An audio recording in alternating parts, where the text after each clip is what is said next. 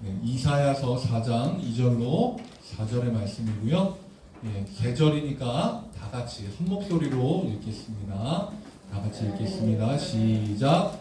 그날에 여호와의 산이 아름답고 영화로울 것이요 그 땅의 소산은 이스라엘의 피난한 자를 위하여 영화롭고 아름다울 것이며 시온에 남아있는 자 예루살렘에 머물러 있는 자 곧 예루살렘 안에 생존한 자 중 기록된 모든 사람은 거룩하나 칭함을 얻으리니 이는 주께서 심판하는 영과 소멸하는 영으로 시온의 딸들의 더러움을 씻기시며 예루살렘의 피를 그 중에서 청결하게 하실 때가 되리라. 아멘.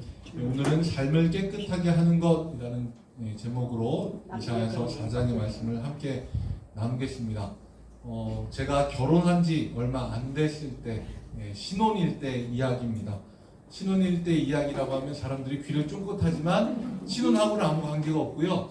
수요일날 예배랑 관계가 있습니다. 그때 제가 강원도에 있는 학교에서 일주일 내내 거기 있다가 주말에만 이렇게 오고 그래서 사실 이 주중에 시간이 나는 때는 학교가 방학을 할 때거든요. 그래서 학교가 방학을 했을 때 우리는 좀 이렇게 수요일날 예배를 드릴 수 있는 곳을 좀 찾아보자. 왜냐하면 제가 소속을 강원도에 두고 있다 보니까 주일날 예배를 드리기 위해서 신혼집에서 강원도까지 가기가 좀 멀더라고요. 신혼집이 인천이었거든요. 그래서 인천 제 신혼집 근처에 있는 곳에서 수요 예배를 드릴 수 있는 곳을 찾아보자. 그래서 이제 여기를 가보고 저기도 가보고 이렇게 가보고 있었습니다. 그래서 한 2주 정도 지나고 세 번째 주에 예배를 드리러 한 곳에 갔는데 이상하게 느낌이 좀 이상하더라고요. 그래서 흔히 이야기하는 촉이 좀 이상하다 뭐 이렇게 얘기를 하잖아요. 그래서 사실 예배 드리러 갔는데 촉이 이상할 일이 없지 않습니까? 근데 이상하게 자꾸 기분이 이상하더라고요. 그래서 이게 왜 기분이 자꾸 이상한 기분이 들지? 라고 생각을 하면서 주보를 이렇게 살피고 있었어요. 혹시나 겉만 이게 좀 교회처럼 돼 있는 데가 아닐까. 그래서 주보를 살펴봤는데 특별히 눈에 띄는 게 없었어요. 그래서 뭐 앞에 찬양하고 하는 것도 저희 찬양하는 거랑 똑같이 찬양을 하고 이렇게 찬양을 하고 그래서 이제 기도를 하려고 대표 기도자 분이 나오셔서 기도를 하시는데 기도를 하다가 제가 단어 하나를 딱 듣고 바로 안에 손을 잡고 거기서 나왔습니다. 왜냐하면 그분이 이야기하는 단어가 있었는데 그게 바로 성도들을 지칭해서 우리 랩넌트들이라고 이야기를 하더라고요. 그래서 이 랩넌트라고 하는 단어는요 영어로 남은 부분 자투리 이런 뜻인데 이사야 6장 13절에 나오는 그루터기를 뜻하는 말이거든요. 뜻은 되게 좋은 뜻이에요. 그런데 이 단어를 주로 사용하는 곳이 유광수 목사 다락방으로 유명한 이단 교회예요. 근데 사실 겉으로 봐는 티가 하나도 안 나고 그래서 아내랑 예배를 드리러 갔는데 그 단어를 듣자마자 제가 알아채고 이렇게 나올 수 있게 된 거죠. 사실 이게 너무너무 좋은 표현인데 이단이 쓰는 바람에 사실 저희 기독교에서 좀 자유롭게 쓰기가 좀 불편한 부분이 있습니다. 뜻 자체는 되게 좋아요. 그래서 다른 지역교회에서는 그루터기 몇 교회 이렇게 얘기도 하잖아요. 그래서 아무 관계가 없습니다. 오해하시면 안 돼요. 그래서 이게 진짜로 아무 관계가 없는데 너무 좋은 뜻이고 성경에도 나와 있는 표현이지만 그 사람들이 많이 쓰고 그게 유명해지다 보니까 사실 교회에서 쓰기가 좀 꺼려지는 표현이죠. 사실 한국교회가 일을 가는 표현이 또 있잖아요. 신천지라고 하는 정말 교회 입구마다 붙어 있잖아요. 신천지는 출입 금합니다. 이런 게 교회마다 다 붙어 있잖아요. 근데 사실 이것도 요한계시록에 나오는 새 하늘과 새 땅 너무 좋은 표현인데 사실 그 사람들이 쓰는 것 때문에 우리가 좀 자유롭게 쓰지 못하는 그런 단어 중에 하나죠. 제가 사실 이 이야기를 먼저 드리는 이유가 오늘 제가 나눌 말씀에서 그루터기라고 하는 단어가 되게 많이 나오거든요. 오해 없으시길 바랍니다. 저는요 기독교 대한강의에 소속된 정혜한 목회자입니다. 신분을 밝혀드립니다. 오해 없으셨으면 좋겠어요. 먼저 말씀드렸다시피 이 이사야서에 나오는 남은 자, 머물러 있는 자, 그루터기라고 하는 이 상징적인 이미지는요 되게 중요해요. 이사야 선지자가 전달하려고 하는 게 뭐냐 하면 하나님의 심판 그리고 회복입니다.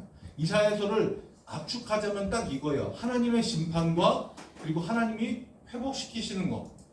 그리고 그 심판의 물결에 휩쓸려 가지 않은 남은 자, 그리고 하나님의 회복을 기다리며 머물러 있는 자, 이 사람들을 상징화시켜서 표현한 게 바로 그루터기라고 하는 겁니다. 그런데 이 남은 자, 머물러 있는 자, 그루터기, 이런 사람들을 우리가 사실 알아보기는 어려워요. 우리가 이게 주변에서 같이 신앙생활 하시는 분들 보면서 아우, 저분은 너무 신앙이 좋아, 너무 믿음도 좋고, 진짜 신앙생활 너무 잘하는 사람이야 라고 생각하는 그분의 이미지를 머릿속으로 떠올려 보시면요, 아마 제가 얘기하는 것과 어느 정도 공통된 부분이 있을 겁니다. 우선 기도할 때 주여를 크게 하고요, 그리고 열심히 기도합니다. 그리고 말씀 전할 때 아멘 이렇게 크게 하시기도 하고, 찬양을 할 때 손을 들고 찬양도 하시고, 박수도 열심히 하시고, 신앙생활 봉사도 열심히 하시고, 이런 분들을 우리는 보통 신앙이 좋다, 믿음이 좋다라고 생각을 하죠. 그런데 하나님은요, 우리의 그런 모습들이 아니라, 우리가 겉으로 보여지는 그런 모습이 아니라 전혀 다른 기준을 가지고 우리의 믿음을 판단하십니다. 이사야서의 가장 앞에 있는 1장 13절을 보면 이렇게 이야기하거든요. 헛된 재물을 다시 가져오지 말라. 분향은 내가 가증히 여기는 바요. 월삭과 안식일과 대회로 모이는 것도 그러하니 성회와 아울러 악을 행하는 것을 내가 견디지 못하겠노라 라고 이야기합니다. 그 당시의 이스라엘 상황에 대한 이야기예요. 이스라엘 백성들이 참 다양한 집회와 예배를 하나님 앞에 많이 드렸어요. 분향, 월삭, 안식일, 대회, 성회, 여러 집회들을 통해서 하나님 앞에 예배를 정말 열심히 드리고 있었거든요. 그런데 하나님은 그 열심을 가지고 예배를 드리는 이스라엘 백성에게 뭐라고 얘기하시냐면, 너희들의 모습이 가증스럽다, 너희들의 모습을 내가 견디지 못하겠다라고 이야기하는 겁니다. 하나님의 기준은 좀 많이 다릅니다. 우리가 성경에 나오는 하나님께 믿음으로 인정받았던 사람들의 모습을 떠올려 보면 우리가 조금 전에 생각했었던 그 기준과 많이 달라요. 오히려 그 기준과 많이 떨어져 있거나 전혀 부합하지 않는 모습들을 보여줍니다. 성경에 보면 노아가 찬양할 때 일어나서 손들고 찬양했다, 이런 내용 없습니다. 모세가 예배 시간에 빠지지 않고 설교 시간에 아멘을 열심히 했다, 이런 내용도 없어요. 다윗은 기도할 때 큰 목소리로 주여를 외치고 방언으로 기도했다, 이런 내용이 없습니다. 오히려 그들의 모습을 보면요, 부족한 부분이 많았고 실수한 것들도 많았어요. 노아는 말년에 포도주 때문에 자기의 몸을 드러내는 실수를 저지르고요. 모세는 아시다시피 이 혈기를 주체하지 못해서 하나님의 영광을 가리는 행동을 하고 가나안 땅에 들어가지 못하게 되죠. 다윗은 음행하고 사람을 죽이는 살인하는 일을 저지르고 하나님께 벌을 받게 되기도 합니다. 그런데 그 모든 사람들 다 하나님 앞에 믿음으로 인정을 받은 믿음의 사람들입니다. 하나님의 기준은요, 우리랑 완전히 다르고 우리의 중심을 보시기 때문에 이사야 시대에 예배를 아무리 많이 굉장히 다양하게 드려도 하나님은 그들을 견디지 못하겠다고 얘기하시는 겁니다. 하나님이 정말로 시온에 남아있는 자, 예루살렘에 머물러 있는 자, 이 사람들에 대해서 어떻게 이야기하실까요? 4절 말씀, 우리가 오늘 함께 읽은 부분을 보면 이렇게 되어 있습니다. 주께서 심판하는 영과 소멸하는 영으로 시온의 딸들의 더러움을 씻기시며 예루살렘의 피를 그 중에서 청결하게 하실 때가 됨이라 라고 말합니다. 하나님은 마음은 다른 곳에 있으면서 하나님을 예배하는 척, 그리고 예배를 드리면서도 더불어 아울러서 악을 행하던 자들을 심판을 하십니다. 기원전 605년부터 바벨론의 세 차례에 걸친 공격으로 유다와 예루살렘은 완전히 그냥 멸망을 해버리죠. 많은 이들이 죽었고 많은 이들이 다쳤고 도시는 완전히 황폐화됐고요. 정말로 나무가 벌목을 당해서 잘려나가듯이 모든 것이 다 사라져버렸습니다. 그런데 우리는 이 이사야서의 주제를 기억을 해야 됩니다. 하나님의 심판과 그리고 회복입니다. 하나님은요, 남아있는 그루터기, 큰 나무가 잘려져 나가고 그 밑둥만 남아있는 곳에서도 싹이 나게 하시는 분입니다. 멸망당한 유다에서 그 남은 자들을 통해서 새롭게 하나님의 백성들을 이끌어내시는 분입니다. 우리 삶에서도 무너져 내린 바로 그 자리, 그곳에서 하나님께서만 하실 수 있는 역사를 새롭게 시작하시는 분이 바로 우리 하나님이십니다. 성경에 보면 하나님은 아무것도 없던 곳에서 말씀으로 온 세상을 만드셨고요. 흙에서 사람을 지어내셨고, 모든 희망이 사라진, 정말로 모든 것이 다 끊어진 아브라함과 사라를 통해 믿음의 대민족을 일으키신 분이 하나님이십니다. 이사야를 보면서 우리가 기억해야 하는 것이 바로 하나님이 심판을 하시되 그 심판을 하시는 것의 성격을 기억을 해야 됩니다. 심판이라고 하면 우리는 보통 재판을 생각하죠. 심판을 해서 당신의 죄는 뭐뭐입니다. 그래서 거기에 따라서 당신의 벌은 이렇습니다. 땅땅땅 하고 그 벌을 내리는 것에서 심판이 끝납니다. 그런데 하나님의 심판은요, 처벌을 내리고 그에 합당한 벌을 주고 그리고 징계하고 거기에서 끝내는 데 있지 않습니다. 하나님의 심판은요, 그 모든 것을 끝내는 게 아니라 오히려 회복시키는 데 있습니다. 하나님의 백성을 더 순수하게 만드시는 것이 그 목적입니다. 그래서 정말 순수하게 만들기 위해서 굉장히 냉혹하게 보이기도 하고 굉장히 철저하게 징계를 내리시기도 합니다. 그래서 결정적인 차이가 있습니다. 하나님이 진짜로 심판하시는 것과 그리고 회복을 위한 심판을 하시는 것에 결정적인 차이가 있는데 바로 무엇을 남겨두는가 하는 겁니다. 아까 나무가 잘려져 나가고 거기에 남아있는 것이 바로 그루터기, 나무의 밑둥입니다. 근데 하나님이 진짜 심판하시면요, 이 그루터기조차 남겨두지 않습니다. 시편 37편 9절 말씀을 보면요, 진실로 악한 자들을 뿌리째 뽑히고 말 것이다. 그러나 주님을 기다리는 사람들은 반드시 땅을 물려받을 것이다 라고 이야기합니다. 하나님이 죄값을 철저하게 물으시면요, 남는 게 없어요. 속된 말로 국물도 없습니다. 그냥 하나님이 진짜 작정하고 심판하시면요, 뿌리째 뽑아버리는 거예요. 그런데 하나님은 자기 백성을 심판하실 때는 반드시 그루터기를 남겨두십니다. 그곳에서 새로운 싹이 나고 그것이 또 다른 믿음의 거목으로 자라나게 하기 위해서입니다. 물로 심판하실 때 노아와 그 가족들을 남겨두셨습니다. 광야에서 백성들이 하나님을 향해서 원망의 이야기를 하고 불뱀이 나와서 백성들이 다 멸망당하려고 할 때 모세를 통해서 노뱀의 희망을 남겨두셨습니다. 다윗이 음행하여 낳은 자녀를 심판으로 거두어 가셨지만 솔로몬이라고 하는 새로운 자녀로 다시 희망을 주신 분이 하나님이십니다. 아멘. 그 희망의 싹을 증거로 보여주신 것이 4절의 말씀입니다. 조금 전에 봤지만 다시 한번 보겠습니다. 주께서 심판하는 영과 소멸하는 영으로 시온의 딸들의 더러움을 씻기시며 예루살렘의 피를 그 중에서 청결하게 하실 때가 됨이라 라고 이야기합니다. 참고 기다리고 돌아오길 바라시다가 이제 그들이 깨끗하게 해야 할 때가 됐다. 그래서 씻기시는 겁니다.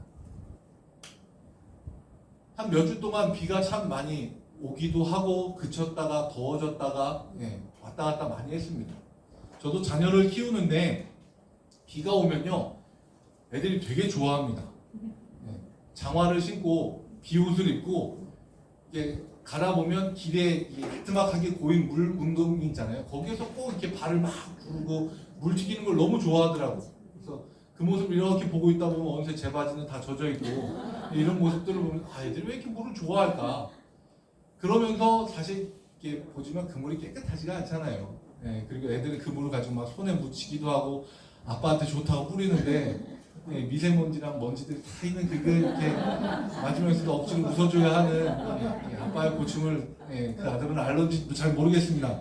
근데 사실 그 아들이 그 자녀가 물을 가지고 이렇게 막 노는 걸 보면서 하지마, 지지, 들어와 하고 싶지만 놔둡니다.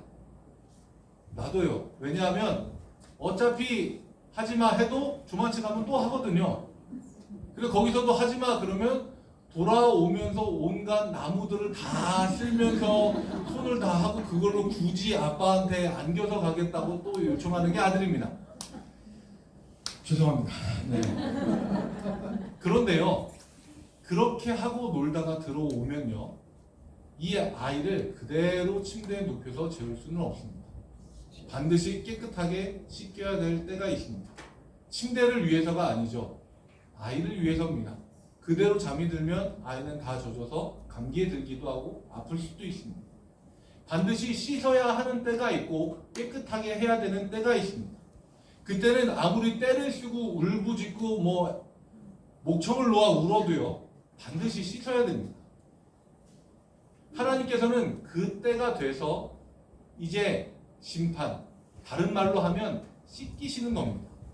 그런데 이때 우리의 모습이 드러나게 되는 겁니다. 잘려나가는 자가 되느냐, 아니면 그 자리에 남아있는 자가 되느냐. 하나님의 심판의 목적은 깨끗하게 하시는 겁니다. 예레미야가 3장 32절로 33절의 말씀입니다. 그가 비록 근심하게 하시나 그의 풍부한 인자하심에 따라 긍휼히 여기실 것입니다.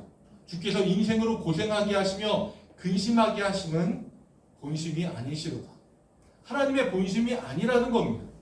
우리가 근심할 때도 있고 걱정할 때도 있고 염려할 때도 있고, 그것이 우리가 갖고 있는 것들이 잘려나가는 듯한 고통과 어려움 가운데 있지만, 우리가 근심하게 하는 것이 하나님의 본심이 아니라는 겁니다.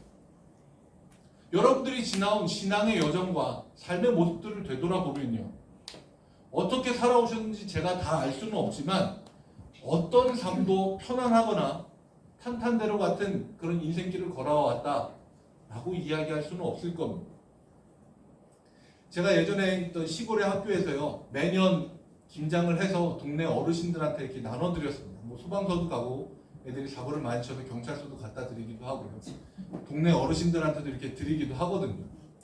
물론 선생님들이 이렇게 양념 같은 거 좀 해드리고 하지만 애들은 그다지 성실하지 않습니다. 이렇게 배추 한 장마다 이렇게 해야 되는데 그냥 뭉텅이 잡아서 막 이렇게 하고 이렇게 해서 드리는데 맛이 들어봐야 얼마나 들겠습니까? 근데 동네 어르신들은 애들이 했다고 하니까 참 기쁘고 반갑게 받아주시더라고요. 그리고 그것만 갖다 드리기 좀 뭐해서 라면이랑 간식할 만한 것들을 같이 사서 좀 갖다 드리고, 어르신들 안마도 해드리고 다리도 좀 주물러 드리고 그러면서 그 동네 어르신들의 이야기도 좀 듣고 합니다. 근데 그 어느 분 한 분도요, 정말 나는 쉽게 인생을 살아왔어 하시는 분이 단 한 분도 안 계시더라고요. 한 분 한 분마다 인생의 역사가 정말 대하소설 몇 권은 나오는 그런 이야기들을 듣고 왔습니다.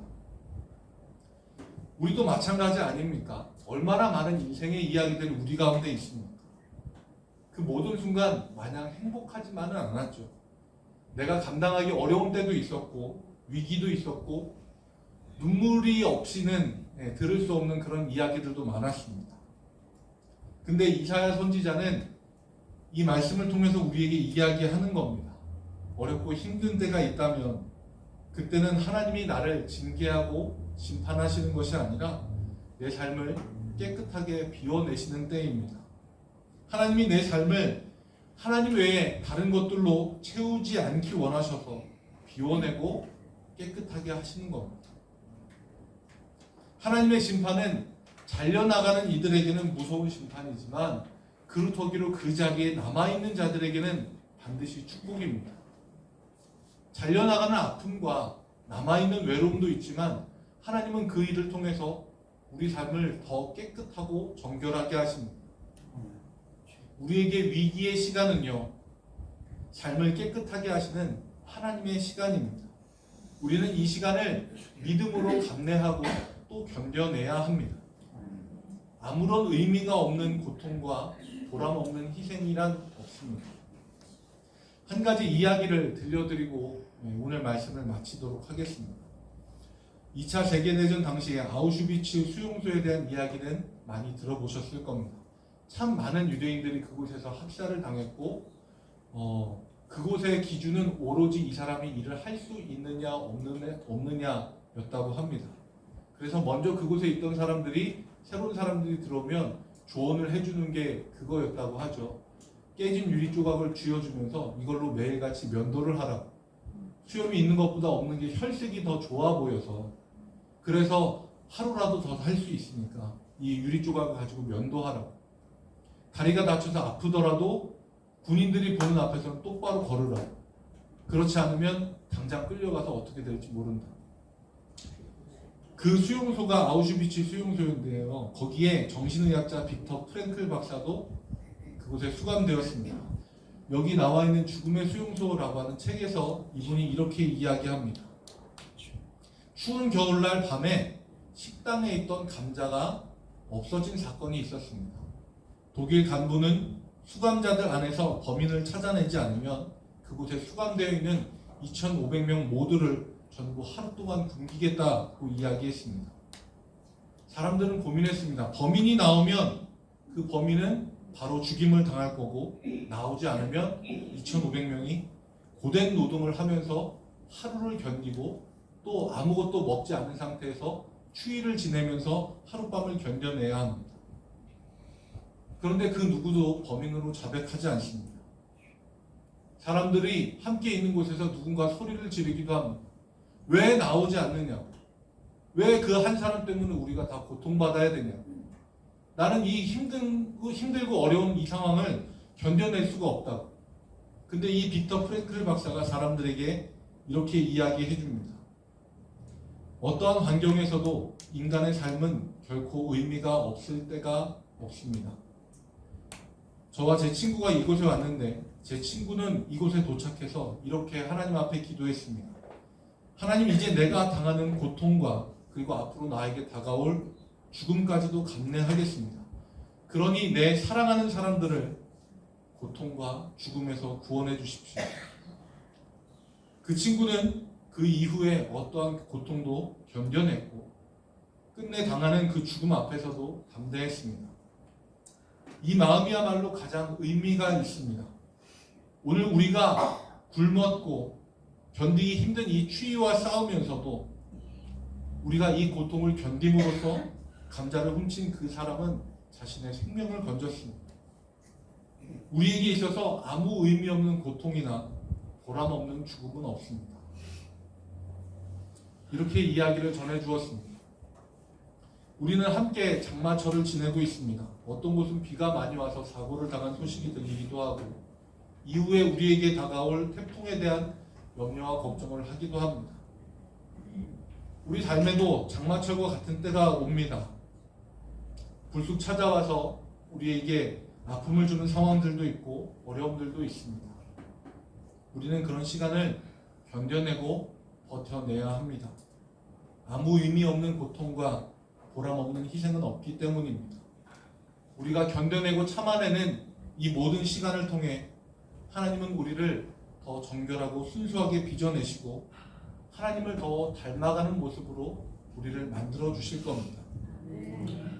남아있는 그루터기와 같이 우리에게 희망을 남겨주시는 하나님의 시간을 견뎌내고 이겨내고 승리하시는 일교회 성도님들이 되시길 주님의 이름으로 축복합니다.